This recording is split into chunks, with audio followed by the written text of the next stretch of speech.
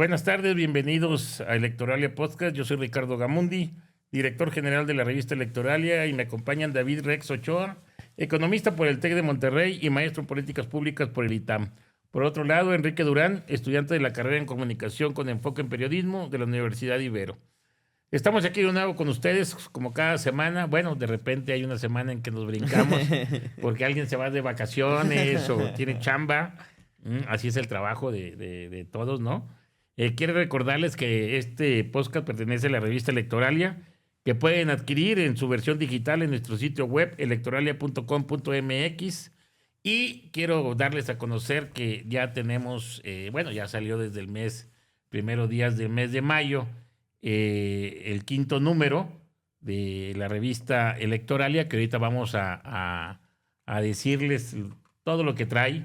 La pueden ver digitalmente, la revista, en la página web de nuestra electoralia.com.mx.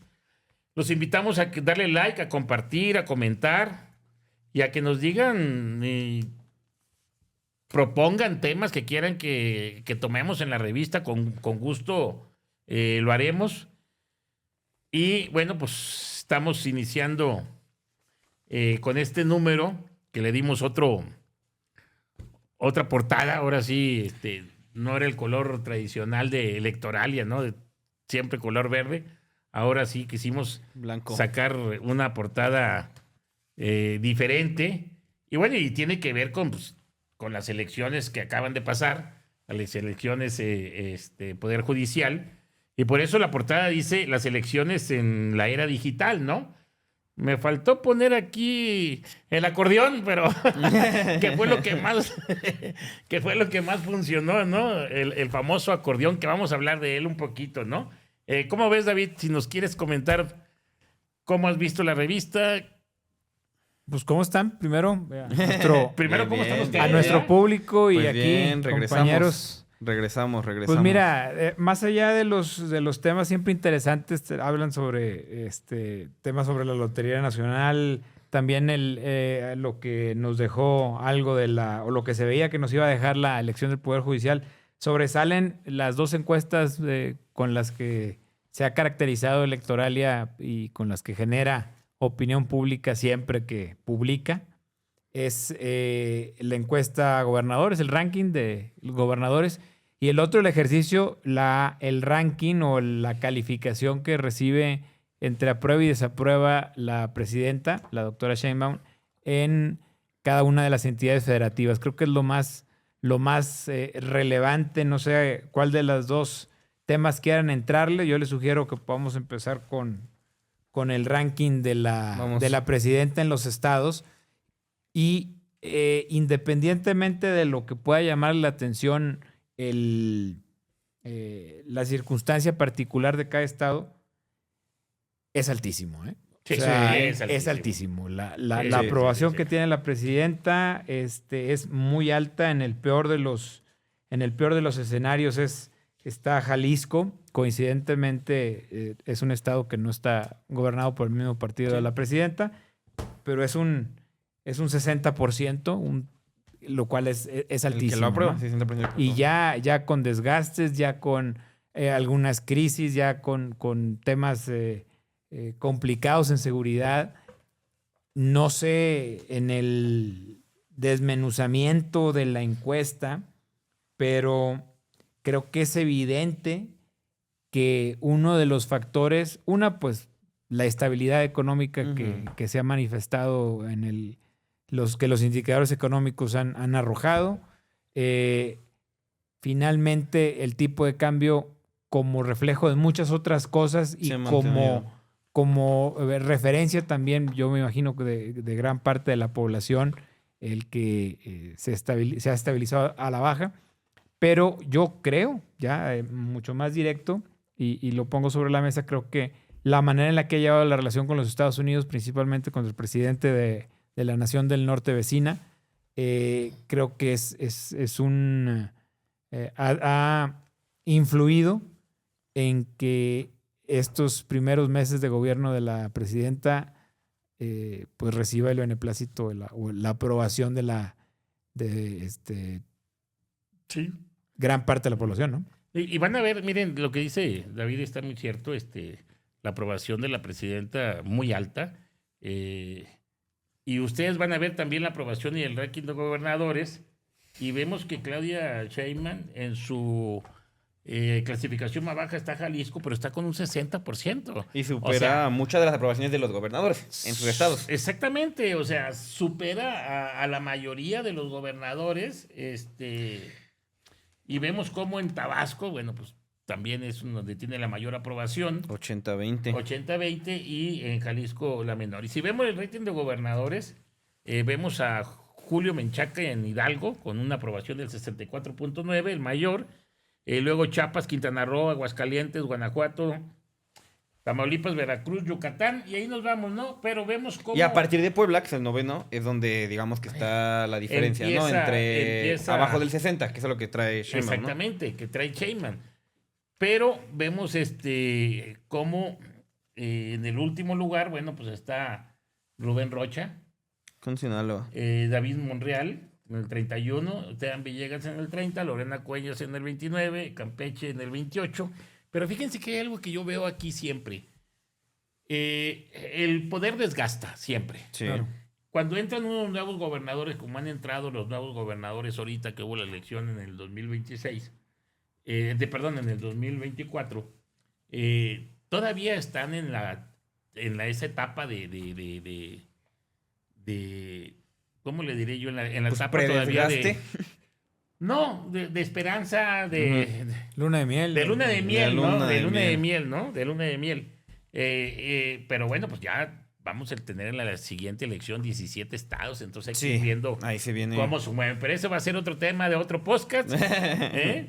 Vemos también, quiero comentarles yo, porque sí lo platicamos mucho aquí, el tema que quiero que lo lean, es un buen tema, que es todo lo que fue el pontificado de Francisco.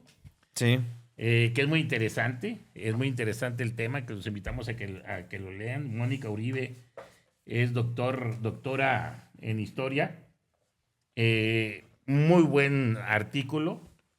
Y por comentar varios artículos, bueno, pues viene el artículo de Ricardo Monreal, viene el artículo de la directora de la Lotería Nacional, pero bueno, aquí voy a hacer un paréntesis para que alguien que está aquí en esta mesa, que también ahora es escritor, articulista, analista, nos cuente sobre su artículo. Sí, Enrique. ¿verdad? Pues bueno, en este tomo de la revista escribí un artículo titulado La generación que ya no se calla, ser joven en México entre la frustración y la esperanza, en el que pues yo como joven también hago una reflexión, iniciando alguna reflexión desde mi punto personal también de cómo percibo el que pues soy la gente, el público, ¿no? Cómo percibe a los jóvenes con esa generación de cristal, ¿no? Que se les ha llamado. Y además contrasto con varios temas como cómo ven los jóvenes el tema de la educación, el tema del trabajo y el tema de la política. De si es en verdad apatía, si es pues qué, ¿no? Que ya no tenemos ganas, que de verdad ya es un cansancio tal vez por la política. En el aspecto del trabajo, como pues si es qué tan difícil o no es para un joven encontrar un nuevo trabajo, en esa búsqueda, ¿no? Las dificultades que hay y la educación, las oportunidades que nos ofrecen las universidades hoy en día, qué tan difícil es ingresar a este tipo de instituciones, y todo obviamente contrastado con datos y estadísticas importantes que pues invito a que lean, porque de verdad que hice pues un trabajo en el que recopilé de diferentes pues tanto fundaciones como dependencias del gobierno estos datos y estadísticas que recalcan, ¿no? Con cómo los jóvenes hoy en día pues viven, ¿no? Y cómo se ha diversificado esa parte del trabajo y de la educación, ¿no? Además, por ejemplo, en la parte del trabajo, pues les hablo un poco de cómo hoy en día ya los jóvenes han pues decidido emprender mucho más de lo que antes se hacía, ¿no? Hoy 49.4% de los jóvenes pues buscan emprender un negocio y lo han logrado concretar. Entonces eso pues es un nivel altísimo. Además también pues de esa participación política que es un poco más lo que nos importa, ¿no? En este tema del podcast. Y cómo las estadísticas revelan que ya los jóvenes no están casados con un partido como antes sucedía, que pues, las familias, ¿no?, de antaño se mantenían con un partido y era por el que votaban siempre. Hoy las estadísticas revelan que la mayoría de los jóvenes aseguran no estar casados con un partido y que como puedan en una elección votar por uno, a la siguiente podrán decidir irse con otro. Y es pues algo que también lo hemos visto, como la oposición, tanto la oposición como Morena no logran de un lado o del otro afianzar realmente como ese espacio de los jóvenes, ¿no?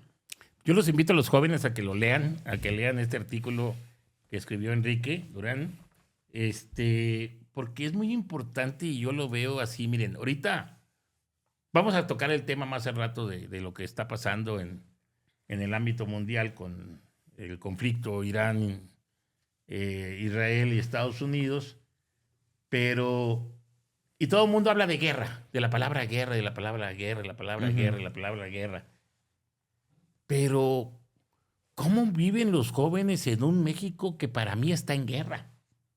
O sea, para mí, desde hace ya varios años, desde que dijo Calderón que la guerra del narcotráfico, sí. O sea, se habla de una guerra del narcotráfico y cómo los jóvenes están expuestos a esta guerra en diferentes partes de las ciudades de México, donde pues hay lugares donde hay más muertos en un día que los que hay en un bombardeo de un día en Israel y Irán, ¿no? Sí. O sea, la guerra de la supervivencia de los jóvenes en todos los días y de todos los mexicanos, ¿no?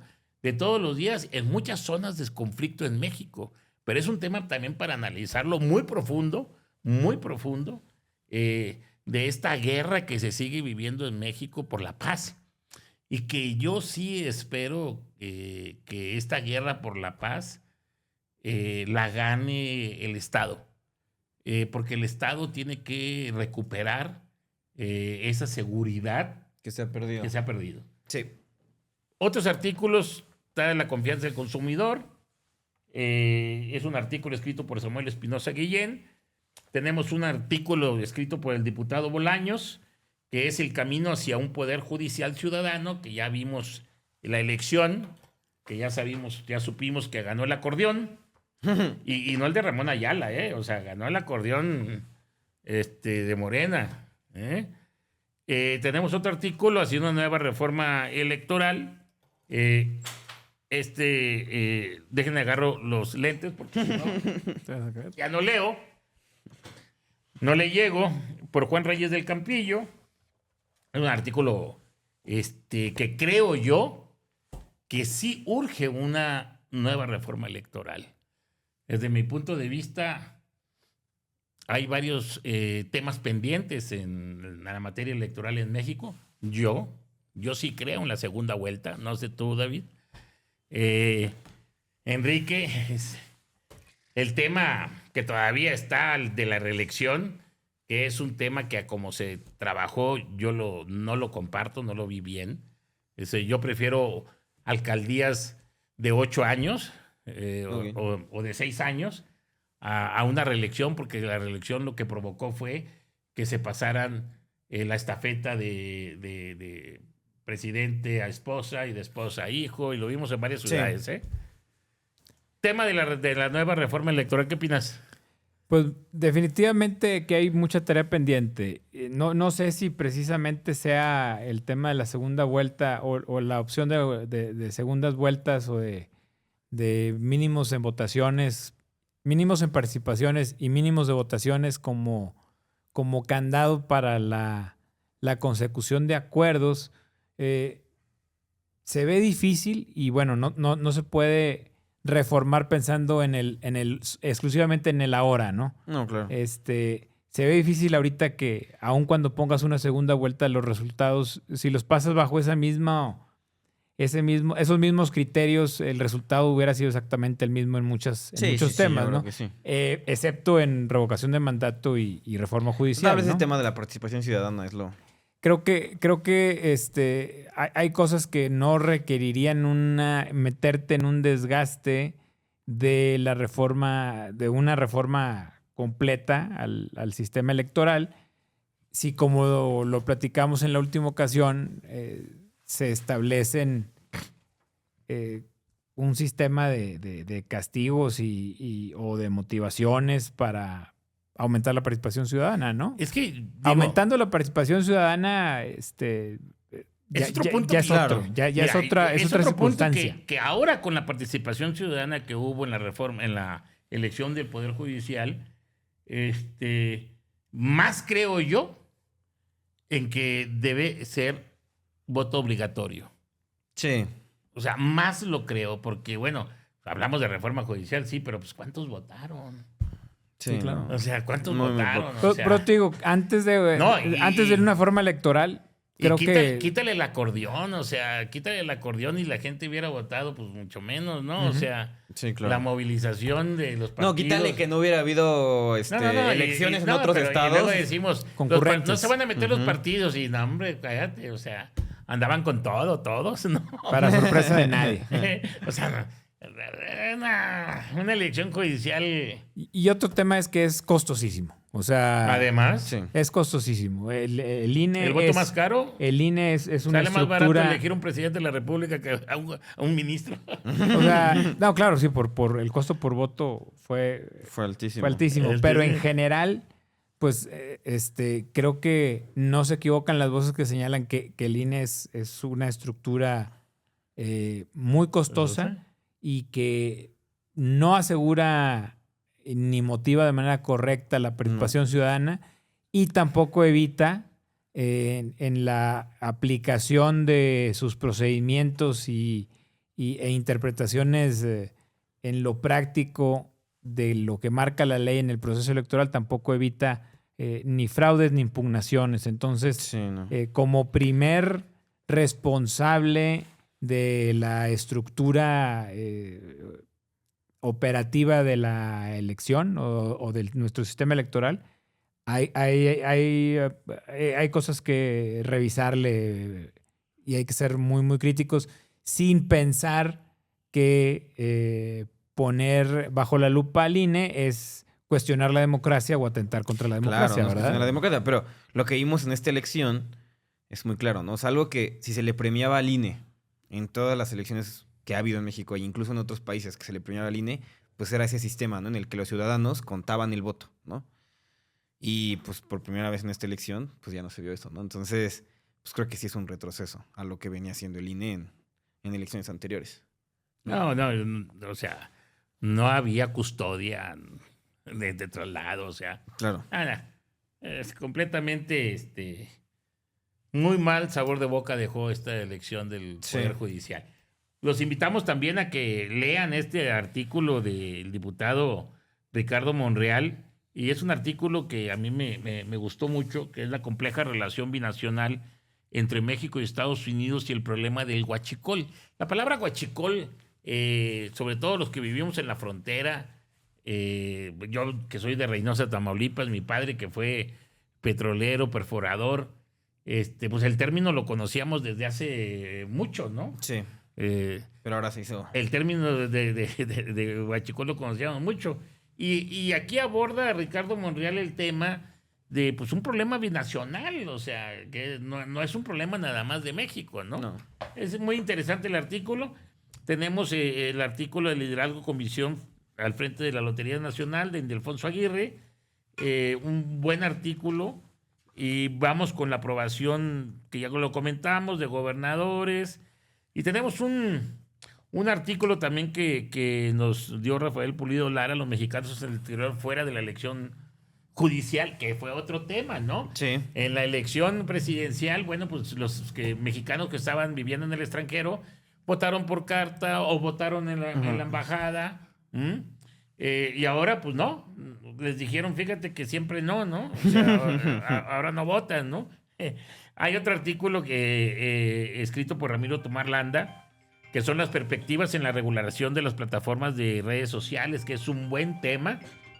Otro artículo que es la democracia digital, el nuevo poder de las redes en las elecciones, que eso provocó la portada. Y nos vamos con un artículo de Cuadrangular, que siempre ha estado colaborando desde el primer número con nosotros, esta empresa Cuadrangular, Miguel Valdés y Valeriano García, que es la conversación digital en sus primeros 8 meses de gobierno de Claudia Sheinbaum, un artículo muy interesante. Y bueno, viene una publicidad de Amanal Country Club Náutica, ahí juego golf, es un deporte que me gusta, que lo practico. No tengo y ni soy muy bueno, pero bueno, pues algo trato de hacerlo, ¿no? Ya vimos el artículo, La generación que ya no se calla, ser joven en México entre la frustración y la esperanza. Y el último, una caricatura, como siempre, agradecer a nuestro amigo Miguel Parras, en esta caricatura que son la telecomunicaciones, la ley, está una persona con garrote, la libertad de expresión en la mano, y la influencia política y narrativas digitales por algoritmo, una empresa encuestadora que nos manda este artículo. Pues aquí tratamos de hacer una revista, como yo siempre le he dicho, de análisis político, una revista de contenido a la gente. Hemos tenido una gran respuesta por la gente porque se dejaron de hacer y bueno, pues ahí la llevamos. Ya es nuestro 5º número.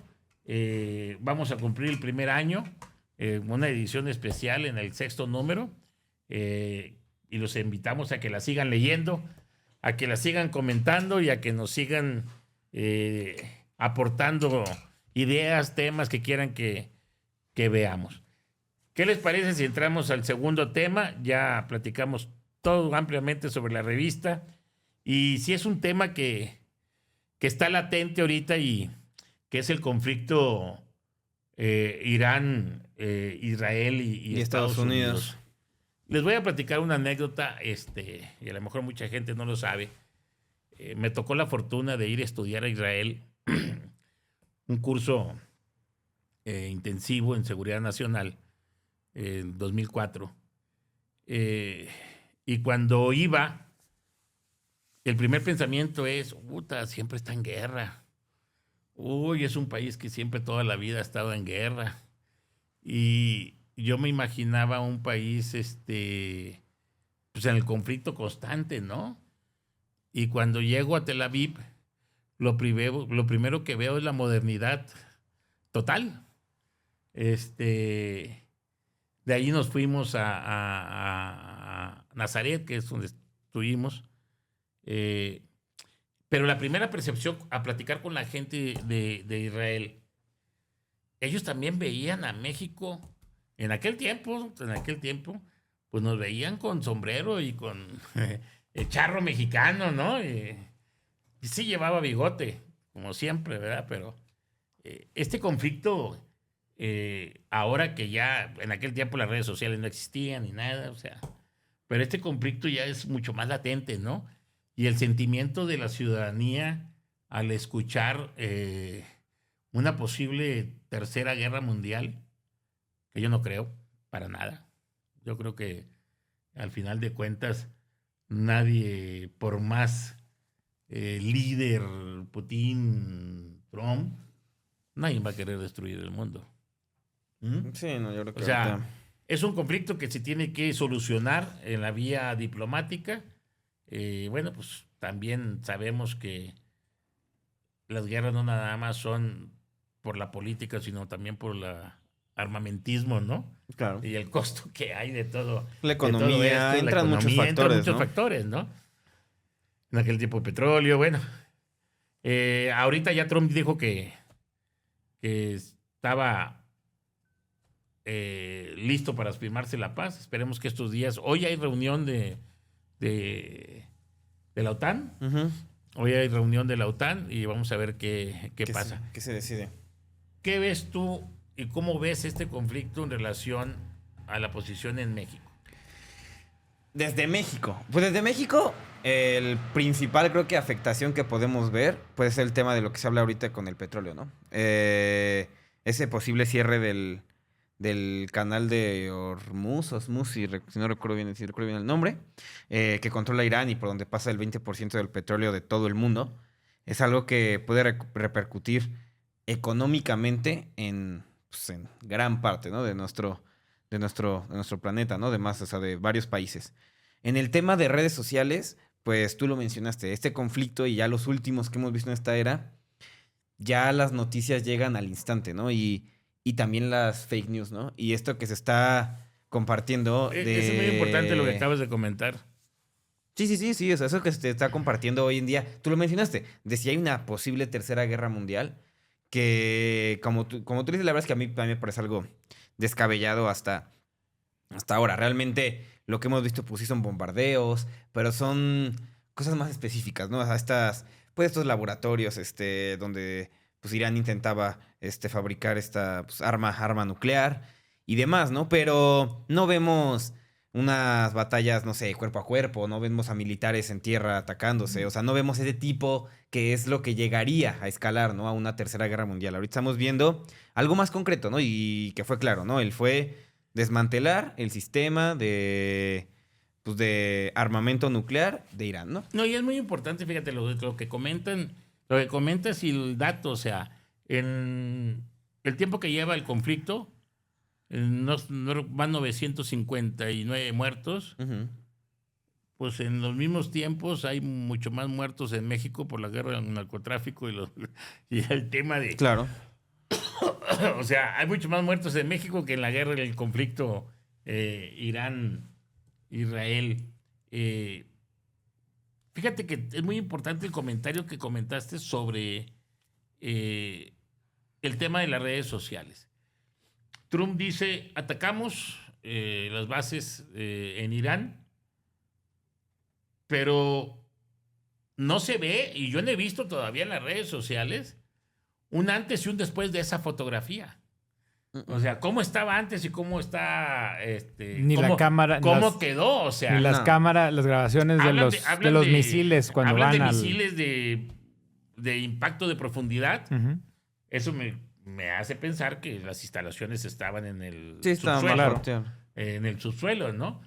Pero bueno, digo, el trabajo y lo que se está viendo respecto a la comunicación claro. De las redes sociales, pues también deja mucho que ver ahí, ¿no?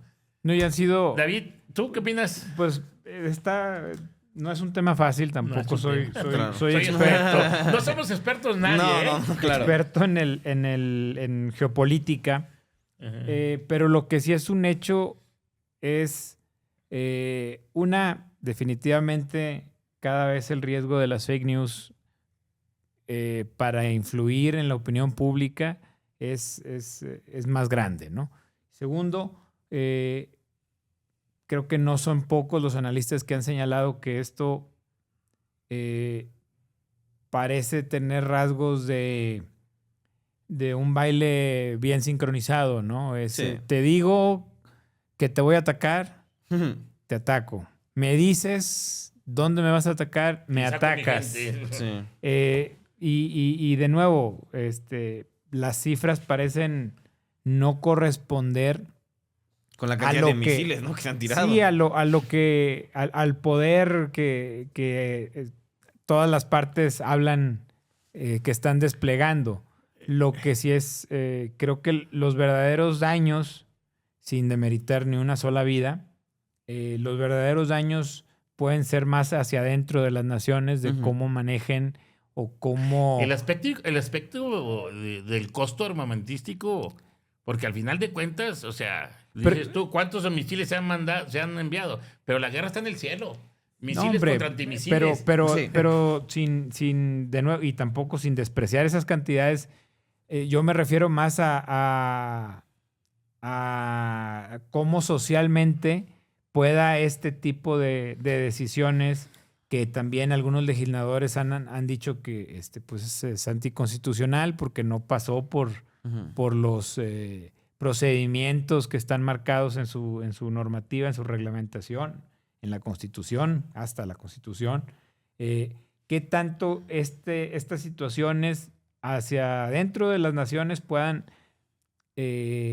agudizar la división, ¿no? Entre sociedad, pues, en la sociedad, ¿no? O sea, que creo que sí estamos, como lo platicaste un poquito, pero estamos justo en un conflicto distinto a lo que habíamos visto antes. Estamos el punto central, como lo comenté, ¿no? Pues esta parte de desmantelar este pues sistema, ¿no? De armamento nuclear de Irán. Y cómo estamos viendo algo en el que ambos países se dicen, pues te voy a atacar, ¿no? No te voy a atacar. Y pues ya se preparan, ¿no? Como lo decía Trump, ¿no? Después de haber atacado estos laboratorios, Irán nos avisó que iba a atacar nuestras bases. Ellos evacuaron sus bases, atacaron la base de Estados Unidos en Qatar, pero pues no hubo muertes porque pues ya no había soldados ahí, ¿no? Estamos hablando de pues más una guerra, bueno, un conflicto, ¿no? Distinto, en el que el objetivo es muy claro, ¿no? A comparación de lo que podemos ver tal vez en Rusia y Ucrania, ¿no? En el que es una guerra ya cuerpo a cuerpo, ya hay una invasión, ¿no? Por parte de Rusia metiendo militares hacia Ucrania y demás, ¿no? O sea, aquí estamos viendo un objetivo muy claro, que es pues desmantelar esta parte que de nuestro lado del mundo, y como lo vemos y como incluso muchos ciudadanos en Irán lo ven, porque incluso se vio cómo los ataques en Israel lograron que gente en Irán, pues pues hay videos, ¿no? De gente en los túneles y así en Irán, que en lugar de entristecerse por los ataques, al contrario, ¿no? Se pusieron felices porque pues es un régimen que también pues es dictatorial y demás, ¿no? Sí, yo escuchaba un analista de geopolítica que si este conflicto iba a ser parte del derrocamiento del régimen islámico de líder de Irán, y no, o sea, ha tenido apoyo ciudadano de los habitantes de es su muy país. complicado, O sea, saber exactamente sí, qué está pasando. Y digo, y además, pues, acá los vecinos del norte, luego, quien declara, pues también le crees, no le crees, porque se pronunciaron ya de que la caída del régimen en Irán traería más inestabilidad que el beneficio a la región, a Irán y a la región. Como cualquier país, ¿no? O sea, es como cae cuando, el régimen como y la guerra cuando civil. La caída de Saddam Hussein, o sea, Claro.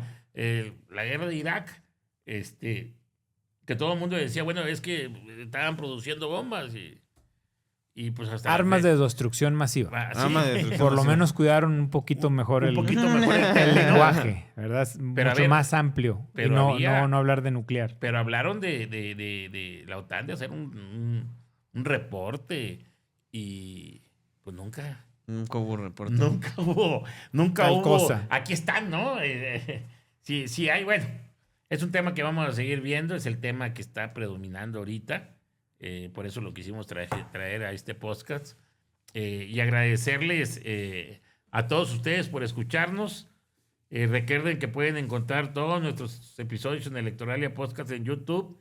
Además, no olviden ingresar a electoralia.com.mx para ver el 5º tomo de la revista. Agradecemos a todo el equipo de producción. Le agradecemos mucho a Meeting México que nos preste sus instalaciones. Gracias de veras a Meeting, David, y a mi compadre. Te voy a tener ya que hacerle una carne asada.